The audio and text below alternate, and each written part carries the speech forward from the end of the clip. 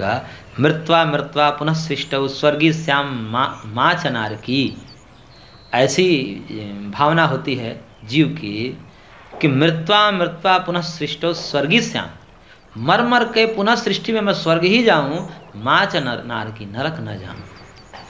अब नरक न जाऊं, शरीर आदि तो यही नष्ट हो गया, शरीर आदि तो यही नष्ट हो गया, और फिर भी स्वर्ग की कामना कर रहा है, तो इस शरीर से तो कर नहीं रहा होगा, इस कार्य देहादि से तो कर नहीं रहा होगा। इसका मतलब कि माया से सृष्ट जितने भी प्रपंच है उसमें उसको राग है। केवल इसी शरीर से राग होता तो केवल यहाँ ही करता, लेकिन यहाँ से भी स्वर्ग में जाने यानी कि माया से कृत जितने भी प्रपंच है उसमें सबकी आसक्ति है। इसके मतलब माया में ही तो उसकी आसक्ति है, तभी तो ऐसा कह रहा है कि मैं नरक न जाऊं, स्वर्ग में जाऊं। क्या मरने के बाद भी जब जब सृष्टि में मर मर के जब भी सृष्टि हो, पुनः पुनः मृत्यु होकर मैं स्वर्ग हूँ कि हो ही जाऊँ, नारकी न जाऊँ, नरकवासी न बनूँ। तो शरीर आदि में होता तो इसी से अहंकार होता, लेकिन इस शरीर से अतिरिक्त में भी आसक्ति है। तो इसका मतलब प्रकृति से सृष्ट जितने भी विस्तार हैं वहाँ तक उसका राग है। तो इसका मतलब क्या, प्रकृति में राग है। इत्यादि अभिमानानां प्रधान विषयत्व बिना अनुपपत्ते है। इत्यादि जो अभिमान है इस प्रकार के स्वर्ग आदि में जो अभिमान है, जो लोकांतर में अभिमान है, वो अभिमान प्रधान के विषयत्व, प्रधान को विषय बनाने वाला जो अभिमान है उसके बिना उपपन्न नहीं हो सकता है। इसलिए प्रधान में विवेक को आपको मानना ही पड़ेगा। अभिमान तो शरीर में न हो रहा, बुद्धि में हो रहा है। शरीर में भी होता है, बुद्धि में भी होता है, और इससे ऊपर प्रधान में माया में होता है अभिमान। माया में अभिमान सबसे प्रबल अभिमान है, और उसी अभिमान से शरीर में अभिमान होता है। अभी यही सूत्र तो कह रहे हैं। इस सूत्र का क्या अर्थ है, प्रधान अविवेकाद अन्य विवेकस्य। बुद्धि आदि क्या है, कार्य है ना, तो कार्य में अभिमान कैसे कहाँ से आता है, कारण से आता है। वो कारण क्या है, प्रधान है, प्रकृति है, माया है। और वहाँ अभिमान निवृत्त हो जाए तो शरीर आदि में अभिमान नष्ट हो जाएगा। ठीक है ना। तो मूल कहाँ है, माया में अभिमान है। शरीर को नष्ट होने के बाद भी तो ऐसे ही, शरीर के नष्ट होने के बाद भी तो अभिमान रहता है।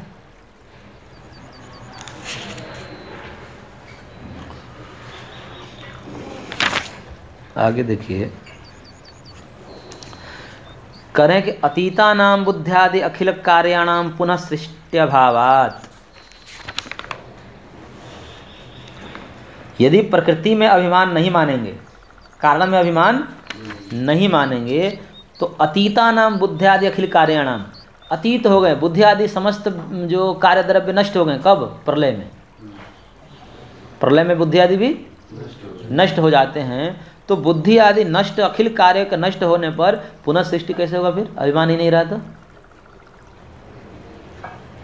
अभिमान कहाँ रहेगा, जो पुरुष में ही रहेगा ना अभिमान। अभी तो बताया, अब विवेक किसका धर्म है, पुरुष का धर्म है, पुरुष का धर्म है। विवेक कहाँ होता है, तभी तो पुरुष का ही बंधन होता है। यदि पुरुष में बंधन स्वीकार कर रहे हैं तो बंधन के कारण भी, लेकिन वो नहीं, उस रूप में नहीं है। तो फिर ये पुरुष भी पारमार्थिक नहीं है बंधन। ये पुरुष में अविवेक जो है पारमार्थिक नहीं है, औपाधिक।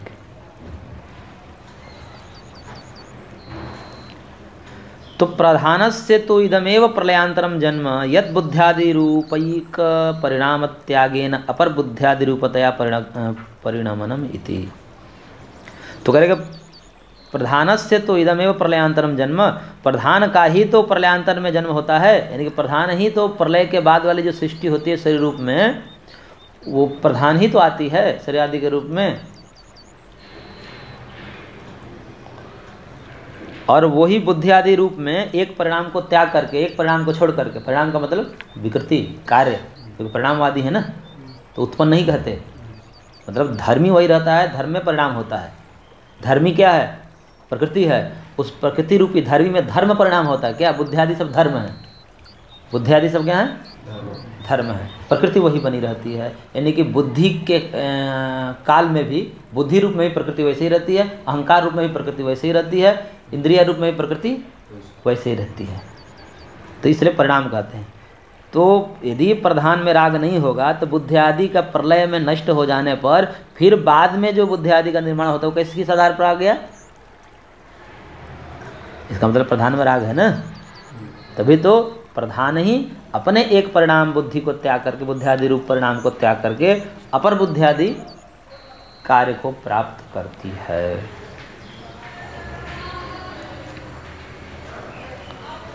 बाह्य जगत में भी, बाह्य जगत में भी हम लोग बुद्धि का अस्तित्व मान सकते हैं। हाँ, बाह्य बुद्धि का, बुद्धि व्यापक है ना, बुद्धि क्या है? व्यापक है। तभी तो दूसरे देश में जाकर के बुद्धि वस्तु के साथ तदाकार कारित होती है। बुद्धि का मतलब चित्त, चित्त यदि बाहर नहीं होगा तो उस वस्तु के साथ जाकर कैसे तदाकार कारित होगा? तो बुद्धि क्या है? बाहर भी है, व्यापक है। हालांकि इसमें थोड़ा सा मतभेद है, क्योंकि ये ऐसी चीज़ें हैं कि इसमें तर्क में थोड़ा अंतर आ ही जाता है।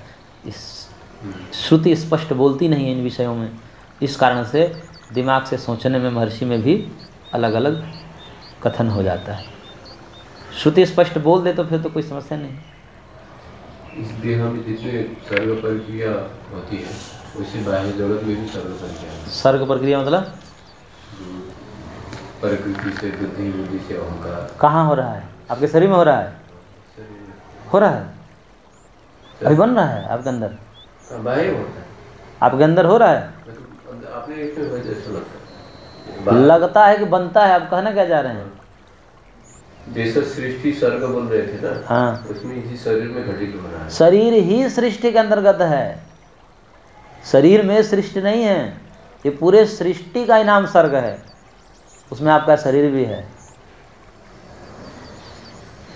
पूरा सृष्टि ही सर्ग है, केवल आप ही नहीं है उसमें, उसमें एक आप अंश है उसका। इसे अहंकार, बुद्धि अहंकार है ना, इसीलिए हाँ, बोल रहा हूँ कि शरीर में, शरीर के विषय में वहाँ इसमें दिया होगा, बाहरी विषय में उधर सब जगह है, सब जगह अहंकार है, सब जगह। क्योंकि प्रकृति व्यापक है ना, तो प्रकृति व्यापक होने से सब जगह है, और उसके कार्य जो हैं उसकी अपेक्षा से परिच्छिन्न होंगे, लेकिन ये भी व्यापक है। मन भी है बाहर। हाँ, तो मात्र भी। हाँ, भूत, भूत स्थूल भूत कहाँ है? स्थूल भूत तो बाहर है। नहीं, आपके शरीर में नहीं है? शरीर में जैसे स्थूल भूत शरीर में भी है और शरीर से बाहर भी है, ऐसे इंद्रियां भी आपके शरीर में होगी, शरीर से बाहर भी होगी। दूसरे देह में, दूसरे देह में होगी नहीं होगी?